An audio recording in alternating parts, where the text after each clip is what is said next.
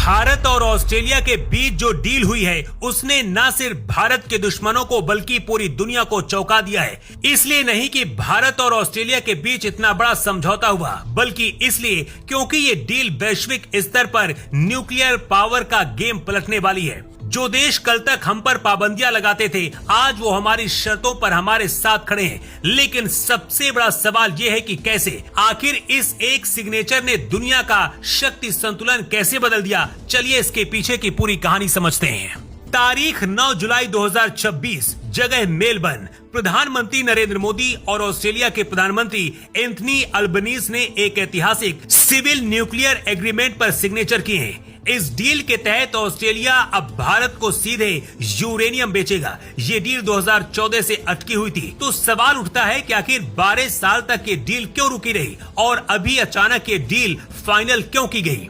दुनिया का लगभग 28% यूरेनियम भंडार अकेले ऑस्ट्रेलिया के पास है, लेकिन उनकी एक बहुत सख्त पॉलिसी है। वो अपना यूरेनियम सिर्फ उन देशों को बेचते हैं जिन्होंने NPT यानी कि परमाणु अप्रसार संधि पर हस्ताक्षर किए हों, और भारत ने हमेशा से इस NPT को सिरे से खारिज किया है। इस संधि के मुताबिक सिर्फ उन्हीं 5 देशों को वैध न्यूक्लियर पावर माना जाता है जिन्होंने 1967 से पहले परमाणु परीक्षण कर लिए थे, यानी कि भारत को तो कभी इस योग्य माना ही नहीं गया। याद कीजिए 1998 का वो दौर जब भारत ने पोखरण में परमाणु परीक्षण किए थे। पूरी दुनिया ने भारत पर कड़े आर्थिक और कूटनीतिक प्रतिबंध लगा दिए थे। हमें अलग थलग करने की कोशिश की गई थी, लेकिन भारत झुका नहीं। फिर 2008 में एक बहुत बड़ा बदलाव आया जब अमेरिका के दबाव और भारत की कूटनीति के चलते न्यूक्लियर सप्लायर्स ग्रुप यानी कि NSG ने भारत को एक खास छूट दी। इसके बाद भारत ने फ्रांस, अमेरिका और हाल ही में मार्च 2026 में कनाडा जैसे देशों के साथ द्विपक्षीय डील करनी शुरू की। सब मान गए, लेकिन ऑस्ट्रेलिया अड़ा रहा। ऑस्ट्रेलिया की डोमेस्टिक पॉलिसी में भारत को यूरेनियम देना एक बहुत बड़ा विवादित मुद्दा था। तो सवाल ये है कि आखिर अब क्या बदला जो ऑस्ट्रेलिया मान गया? इसके पीछे 3 सबसे बड़े रणनीतिक कारण हैं, जिन्हें समझना आपके लिए बहुत जरूरी है। पहला कारण है भारत 2047 तक 100 gigawatt nuclear power capacity achieve करने के लिए भारी मात्रा में यूरेनियम चाहिए भारत को, और ऑस्ट्रेलिया का यूरेनियम अब उस रास्ते को आसान बनाता है। दूसरा कारण है भारत रूस पर निर्भरता कम करना चाहता है। अभी तक भारत का न्यूक्लियर फ्यूल सप्लाई काफी हद तक रसिया की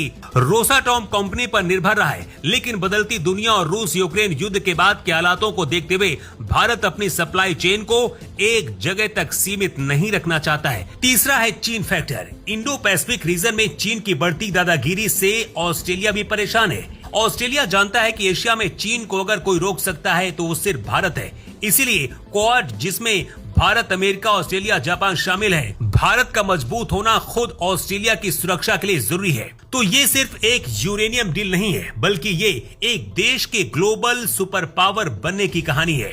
एक ऐसा देश जिसने NPT साइन नहीं किया, जिस पर दशकों तक परमाणु प्रतिबंध लगे रहे, जिसे तकनीकी देने से दुनिया मना करती रही, आज वही देश दुनिया के सबसे बड़े यूरेनियम भंडार वाले देश के साथ अपनी शर्तों पर डील फाइनल कर चुका है। क्या आपको लगता है कि यह डील सच में एक गेम चेंजर साबित होगी, या फिर ग्लोबल पॉलिटिक्स में अभी कुछ और ऐसे मोड़ आने वाले हैं जिसका हमें अंदाजा नहीं है?